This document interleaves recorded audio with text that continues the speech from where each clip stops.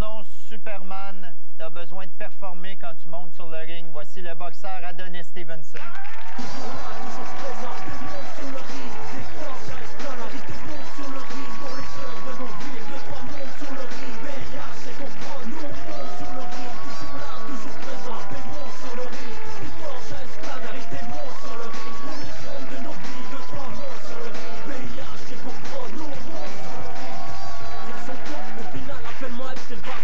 Bienvenue, Adonis.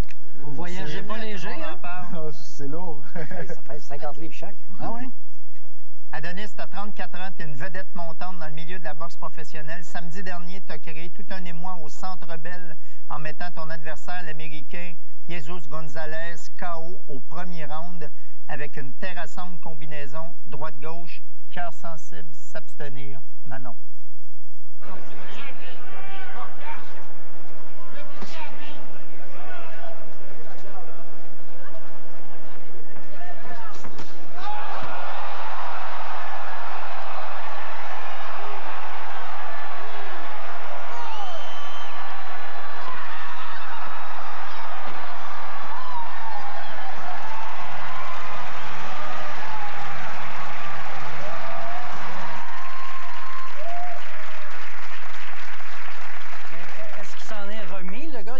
Passablement amoché, non? Ah, mais j'avais peur aussi, justement, par après, quand il s'est relevé, j'avais peur que... Vous cachez bien votre peur? Non, mais pour la victoire, j'étais content pour la victoire, mais pour la personne, c'est sûr que je voulais pas qu'il soit blessé. Adonis, tu comptes 17 victoires en carrière, dont 14 par KO. C'est quoi toutes ces ceintures que tu as apportées? Ça, c'est des ceintures de championnat que j'ai participé, que j'ai gagné. Ça, c'est le NABO, WBA. C'est toutes des associations de ceintures où ça te permet de te classer pour avoir un championnat du monde. WBC, IBF international. Et tu gardes ça chez toi? Je garde ça chez moi, puis quand je boxe pour les associations, où je les amène toutes avec moi, comme ça fait une fierté comme champion. Et puis, quand j'arrive dans le ring, ben c'est moi le champion. Lors du combat, ton nouvel entraîneur, Emmanuel Stewart, était à tes côtés. C'est une véritable légende de la boxe. Il a dirigé 43 champions du monde et 6 champions olympiques, dont Thomas Hearns et Lennox Lewis. Il est aussi propriétaire du célèbre Krong Gym à Détroit. Comment tu as réussi à le convaincre de devenir ton entraîneur? J'ai acheté mon billet. Je suis parti là-bas au Krong Gym. Là, j'ai commencé à m'entraîner. Puis, quand je suis arrivé au gym, là-bas, ils ne sont pas habitués de voir des Canadiens. Parce qu'il y a beaucoup de Canadiens qui sont allés là-bas, mais ils se sont retournés tout de suite. Ils ne sont pas restés. Fait que, quand je suis arrivé là-bas, les gars me regardaient, ils disaient fresh meat, fresh meat, fresh meat.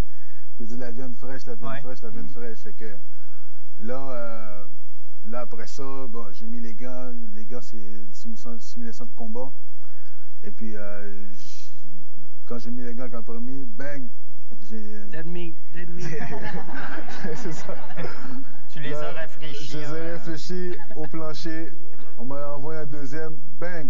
Au plancher encore. Donc là, après ça, Emmanuel Stewart m'a vu. Et puis, c'est comme ça que maintenant, qu'il s'occupe de moi. Une des raisons qui te motive à t'entraîner là-bas, c'est le manque de partenaires d'entraînement auquel tu es confronté ici. Pourquoi tu as tant de misère à trouver de partenaires de gym? Est-ce que les gens ont peur de toi? Bien, c'est ça. Le problème ici, c'est que... Ils les assomment vite. Fait que... Vous devriez le prendre dans le comité pour la souveraineté. Ben, c'est ça. Ils trouvaient que je frappais trop fort. Là, je me suis retrouvé, j'avais pas aucun sparring partner. Fait que, et là-bas, tout le monde voulait t'essayer? Oui, là-bas, tout le monde voulait m'essayer. Fait que, puis là-bas, tes couches, puis ils reviennent. Là. Fait que, ils sont motivés. Avec cette victoire-là, tu deviens le deuxième aspirant au titre IBF des super moyens, une ceinture qui est détenue par Lucien Boutet. En décembre dernier, après ta victoire contre Pryor au Centre Bell, tu avais déclaré ceci, Manon. 2012, je vais affronter Lucien Boutet! Qui veut un combat du boss, Lucien Boutet?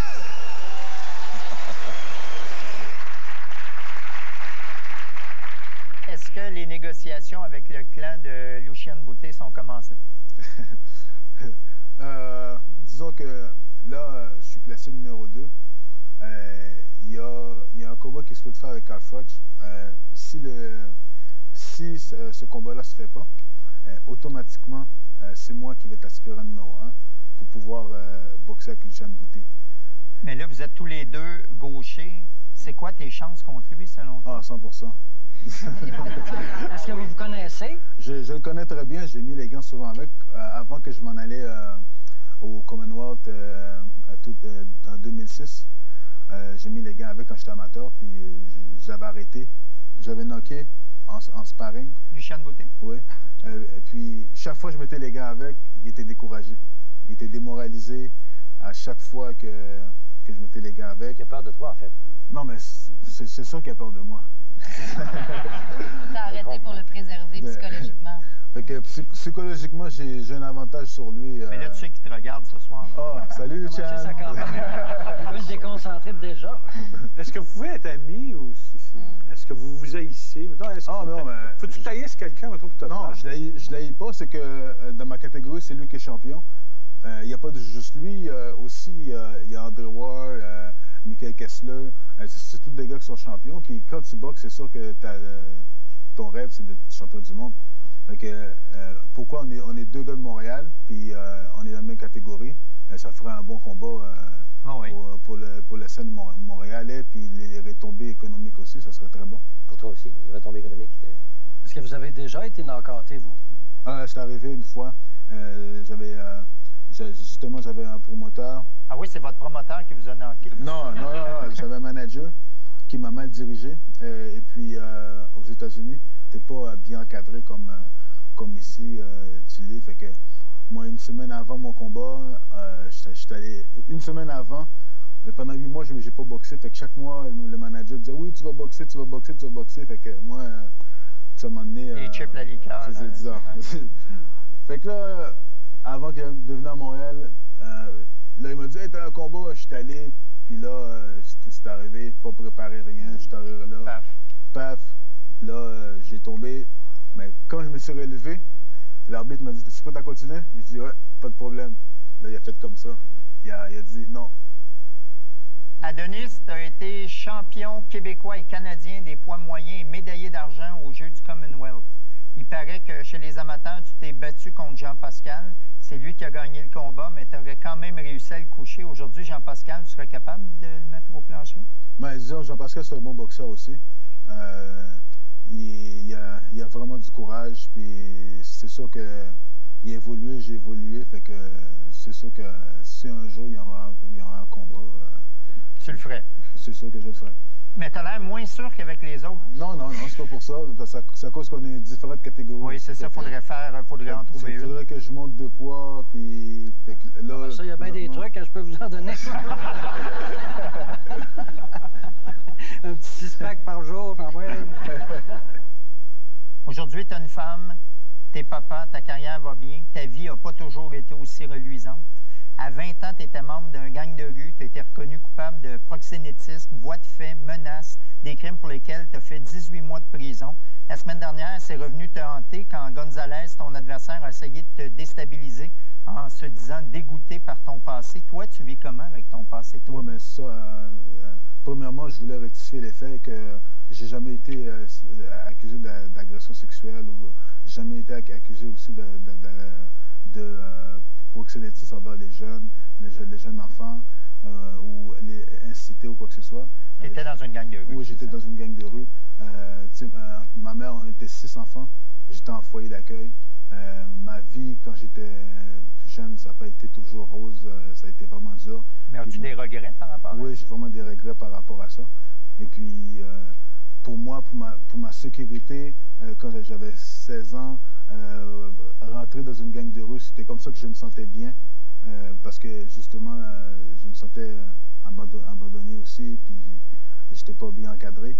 Et puis, quand, justement, le proxénétisme que j'étais accusé, j'étais bodyguard.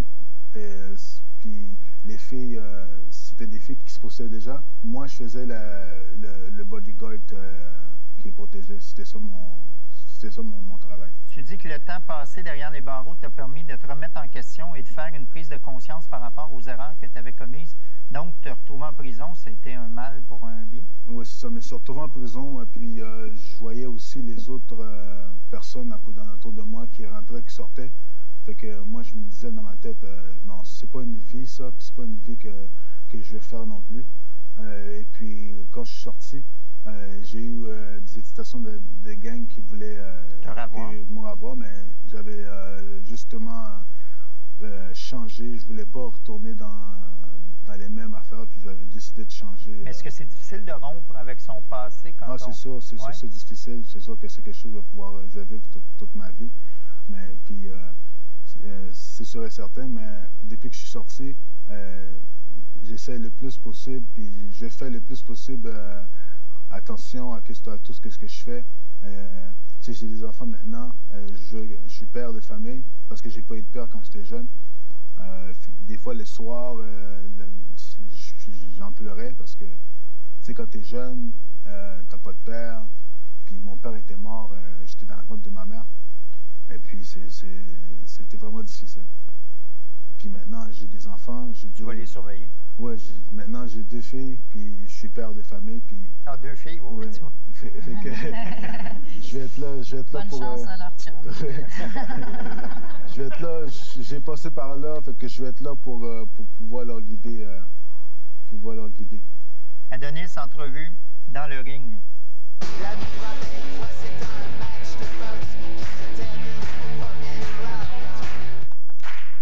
En moyenne, tu passes combien de temps par jour dans un ring? Dans un ring, au moins 2 heures. Tu passes combien de temps par jour à t'entraîner en dehors du ring? 6 heures. Est-ce que tu manges des onion rings? Tu Non. n'es pas obligé de répondre, hein, je sais pas. De quoi dois-tu te priver le plus pour être un bon boxeur? Sexe. Ça sort vite, hein? C'est vrai, ça? Ouais. Pendant un combat, là, tu restes au moins là, 1 mois et demi. Hein?